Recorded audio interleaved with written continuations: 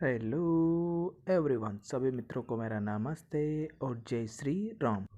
मित्रों, आज हम इतिहास विषय की पाठ्य योजना के बारे में पढ़ेंगे। तो सबसे पहले आपको जो आपकी दैनिक पाठ्य योजना डायरी है उसके ऊपर आपको हेडिंग डाल लेनी है पाठ्य योजना का क्रमांक।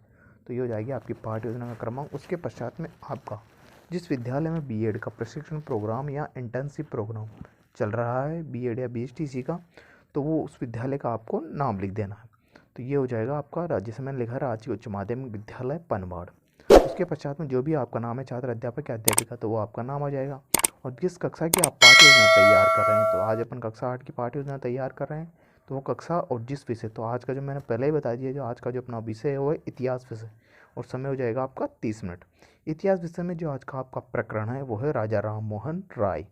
ये हो जाएगा आपका प्रकरण। और जो कालांश है आपका, तो जिस कालांश में आप पाठ्य योजना तैयार कर रहे हैं वो कालांश आ जाएगा थर्ड कालांश, और जिस दिनांक को आप पाठ्य योजना बना रहे हैं तो वो दिनांक आप लिख दीजिएगा। इस तरह से आपको ये सारी खानापूर्ति कर लेनी, दिनांक, छात्र अध्यापक नाम, कक्षा, विषय, प्रकरण, विद्यालय का नाम, तो ये सारी आपको कर लेनी। इसके पश्चात में जो आपका नेक्स्ट हेडिंग होगा वो हो जाएगा शिक्षण के उद्देश्य। तो हेडिंग डाल लीजिए शिक्षण के उद्देश्य। और शिक्षण के उद्देश्य हेडिंग में लिखने से पहले मैं आपको बता देता हूँ कि शिक्षण के उद्देश्य होते क्या। शिक्षण के उद्देश्य से तात्पर्य ये है कि आप बच्चे को जो पाठ पढ़ा रहे हैं उससे बच्चे में क्या परिवर्तन हुआ है। कहने का मतलब आप बच्चे को जो चीज़ सिखा रहे हैं उससे में बच्चे में क्या परिवर्तन आएगा, या बच्चे में आप क्या परिवर्तन लाना चाह रहे हैं, तो ये आपके क्या हो जाएंगे शिक्षण के उद्देश्य। तो शिक्षण उद्देश्य के अंदर आपको 3 कॉलम बना लेना है। पहला कॉलम बनेगा क्रम संख्या का, दूसरा हो जाएगा विशिष्ट उद्देश्य, तीसरा हो जाएगा अपेक्षित व्यवहारगत परिवर्तन। तो ये 3 कॉलम बना लीजिएगा। तीनों कॉलम बनाने के पश्चात में जो आपका शिक्षण उद्देश्य होगा पहला, वो होगा ज्ञानात्मक। तो ज्ञानात्मक शिक्षण उद्देश्य के अंदर बच्चे के अंदर अगर आपको ये परिवर्तन दिखते हैं तो समझ लीजिएगा कि उसने बच्चे ने ज्ञानात्मक शिक्षण उद्देश्य या जो इस उद्देश्य को ग्रहण कर लिया है। तो पहला को लिखिए परिवर्तन, छात्र राजा राम मोहन राय संप्रत्यय का प्रत्याशमन कर सकेंगे, छात्र राजा राम मोहन राय संप्रत्यय का प्रत्याभिज्ञान कर सकेंगे। अवबोध में लिखेगा आप सेकंड में, छात्र राजा राम मोहन राय की व्याख्या कर सकेंगे, छात्र राजा राम मोहन राय को समझ सकेंगे। इसके पश्चात में जो तृतीय आता है उसको लिखेंगे थर्ड को, ज्ञानोपयोग। छात्र राजा राममोहन राय से प्राप्त ज्ञान का उपयोग उच्च अध्ययन में कर सकेंगे, छात्र राजा राममोहन राय से संबंधित ज्ञान का उपयोग दैनिक जीवन की नवीन परिस्थितियों में कर सकेंगे। इसके पश्चात में चौथा जो शिक्षण का उद्देश्य है वो है कौशल। तो कौशल को लिखिएगा आप, छात्र राजा राममोहन राय से संबंधित नवीन विचारों का सर्जन कर सकेंगे। सेकंड है छात्र राजा राममोहन राय से संबंधित चार्ट या मॉडल का निर्माण कर सकेंगे। पांचवा है आपका अभिरुचि। तो अभिरुचि में लिखिएगा आप, छात्र राजा राममोहन राय संप्रत्यय पर विचार विमर्श कर सकेंगे, छात्र राजा राममोहन राय के विषय में जानकारी प्राप्त कर सकेंगे। इसके पश्चात में जो नेक्स्ट आता है आपका पांचवा शिक्षण उद्देश्य वो है अभिवृत्ति। तो अभिवृत्ति में आप लिखेंगे छात्र राजा राममोहन राय के प्रति सकारात्मक दृष्टिकोण उत्पन्न कर सकेंगे।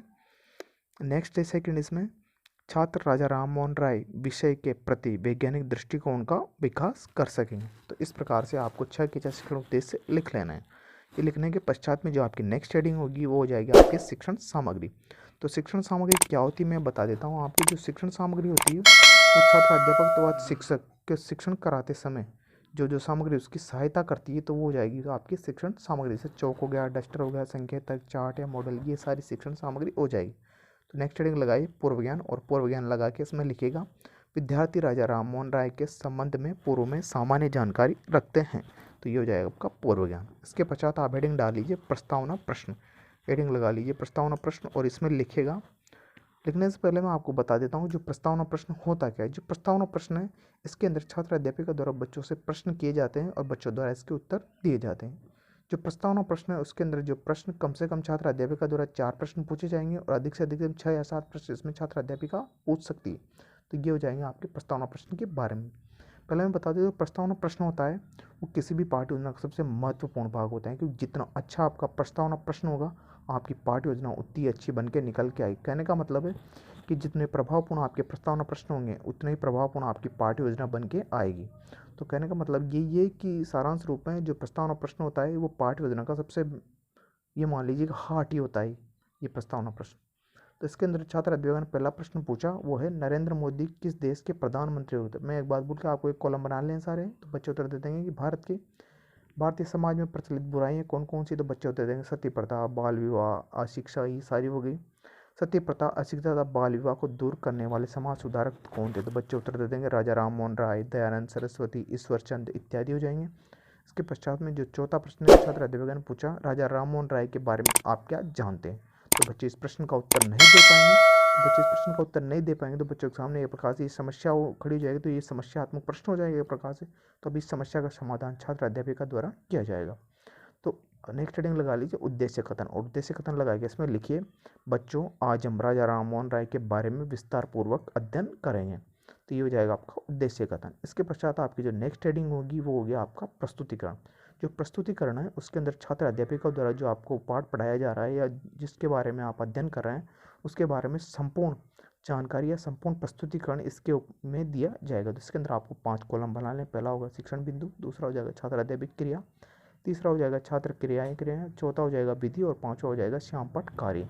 तो इस तरह से आपको ये 5 कॉलम बनाने। 5 कॉलम बनाने के पश्चात में जो आपका शिक्षण बिंदु वाला कॉलम है उसके अंदर आपका जो पहला शिक्षण बिंदु लिखेंगे आप राजा राम मोहन राय का जीवन परिचय। तो ये शिक्षण बिंदु डाल लीजिए और लिखिएगा इसके अंदर छात्र अध्यापिका कथन के अंदर इसका प्रस्तुतिकरण। राजा राम मोहन राय का जन्म 22 मई 1774 को बंगाल के बर्दवान जिले में राधानगर नामक स्थान पर हुआ। इनके पिता एक प्रसिद्ध जमींदार थे। इनके पिता का नाम रमाकांत एवं माता का नाम तारिणी देवी था। ये ब्रह्म समाज के संस्थापक थे एवं ये भारतीय भाषाई प्रेस के प्रवर्तक भी थे। तो छात्र अध्यापक क्रिया में आप लिखेंगे ये वाली चीज़ें और जो विद्यार्थी क्रिया में लेकर विद्यार्थी ध्यानपूर्वक सुनेंगे और विधि कौन चल पी आपकी क्या विधि और जिसके महत्वपूर्ण बातें हो आप उसको महत्वपूर्ण बातों किसमें लिख लीजिएगा श्यामपट्ट कार्य में जो मेन बिंदु। और जो इसके पश्चात आता है आपके बोध प्रश्न। तो बोध प्रश्न के बारे में बता देता हूँ। जो बोध प्रश्न होते हैं वो छात्र अध्यापिका द्वारा इसलिए पूछे जाते हैं ताकि बच्चे का ध्यान पाठ से उधर उधर भंग नहीं हो, उसका ध्यान पाठ में केंद्रित लगा रहे या केंद्रित है। इस वजह से बोध प्रश्न पूछे जाते थे। बोध प्रश्न लिख लीजिएगा। इसके पश्चात आपको अगले पेज पर फिर से वही 5 कॉलम बना लेने हैं। शिक्षण बिंदु, छात्र अध्यापक क्रिया,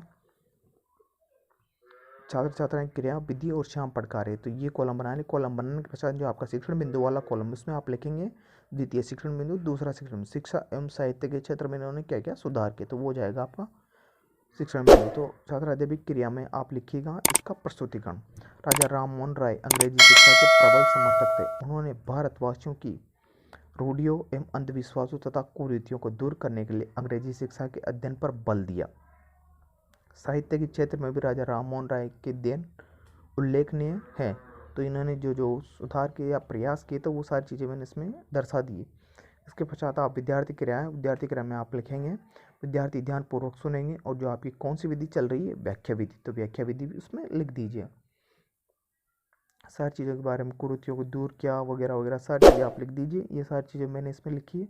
इस प्रकार से आप उतार लीजिए और यहाँ पर आप बोध प्रश्न भी लिख लीजिएगा। मैंने बोध प्रश्न पहले ही बता दिया कि बोध प्रश्न क्यों पूछे जाते हैं और किसके द्वारा पूछे जाते हैं। तो मैंने सारी चीज़ें आपको बोध प्रश्न के बारे में पहले बता दी। तो इस तरह से जो आपकी पाठ योजना है वो यहीं पर समाप्त होती है। इसके पश्चात जो आपकी जो नेक्स्ट हेडिंग होगी वो होगा आपका मूल्यांकन प्रश्न। तो मूल्यांकन प्रश्न के बारे में सामान्य जानकारी हम ले लेते हैं कि मूल्यांकन प्रश्न क्यों पूछे जाते हैं और मूल्यांकन प्रश्न वो किसके द्वारा पूछे। जो मूल्यांकन प्रश्न है वो छात्र अध्यापिका द्वारा पूछे जाते हैं और ये इसलिए पूछे जाते हैं ताकि उसने जो पाठ बच्चों को पढ़ाया है, जो शिक्षण बच्चों को करवाया है, वो शिक्षण बच्चों ने किस हद तक किया है, कितना ग्रहण किया है उन्होंने। तो इस बात की जानकारी छात्र अध्यापिका को या फीडबैक लेने के लिए छात्र अध्यापिका मूल्यांकन प्रश्न करता या करती है। तो मूल्यांकन प्रश्न आप किसी भी प्रकार के बना सकते हैं, जैसे लघुतरात्मक, अति लघुतरात्मक, निबंधात्मक, बहुविकल्पात्मक प्रश्न, सत्य सत्य वाले प्रश्न, मिलान चिन्ह वाले प्रश्न, रिक्त स्थान वाले प्रश्न, किसी भी प्रकार के प्रश्न आप अपनी इच्छा के अनुसार बना सकते हैं। जिस प्रकार से मैंने प्रश्न बनाए तो आप इन प्रश्नों को लिख लीजिएगा। इसके पश्चात जो आपकी नेक्स्ट हेडिंग होगी वो होगा आपका गृह कार्य। तो गृह कार्य देखिए मैंने दिया है बच्चों को राजा राम मोहन राय के बारे में विस्तार पूर्वक वर्णन करो। तो ये हो जाएगा आपका गृह कार्य। तो गृह कार्य एक बार मैं बता दूं, जो आपने पाठ्य योजना बनाई है उस पाठ्य योजना के आधार पर, कहने का मतलब है जिस कठिनाई के स्तर से आपने बच्चों को पढ़ाया है या जिस कठिनाई के स्तर पर आपने पाठ्य योजना तैयार की उस कठिनाई के स्तर पर आधार पर आप बच्चों को गृह कार्य दे दीजिए ताकि वो अपने खाली समय का सदुपयोग आसानी से कर सके। मित्रों, आशा करता हूँ कि आपको वीडियो अच्छा लगा होगा। तो प्लीज़ वीडियो को लाइक करें, शेयर करें और चैनल को सब्सक्राइब करना ना भूलें, क्योंकि मित्रों सब्सक्रिप्शन का कोई भी चार्जेस नहीं है, ये फ्री ऑफ कॉस्ट है।